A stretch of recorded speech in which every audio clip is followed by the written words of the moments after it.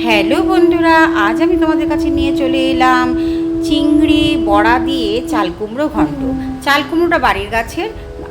চাল কুমড়োটা চোকলা ছাড়িয়ে কুচি কুচি করে কেটে ধুয়ে রেখে দিয়েছিলাম, আর চিংড়ি মাছের ছাল ছাড়িয়ে নুন দিয়ে মেখে রেখেছিলাম, আর বড়াটা ছোলার ডাল ভিজিয়ে রেখেছিলাম, তারপর পেস্ট করে তাতে নুন হলুদ একটু মিষ্টি দিয়ে ছোট ছোট বড়ির আকারে বড়া ভেজে রাখলাম।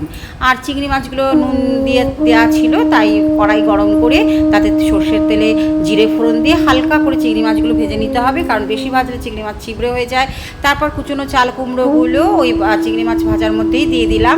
যখন একটু হালকা মজে আসলো তখন দিয়ে দিলাম নুন হলুদ আর লঙ্কা কতগুলো চিড়ে দিয়েছিলাম, কাঁচা লঙ্কা। তারপর দিয়ে দিলাম একটু নামানোর আগে চিনি, আর বড়াগুলো যে ভেজে রেখেছিলাম সেগুলো দিয়ে দিলাম। ভালো করে যখন টেনে আসলো তখন ধনেপাতা কুচি কুচি করে কেটে দিলাম।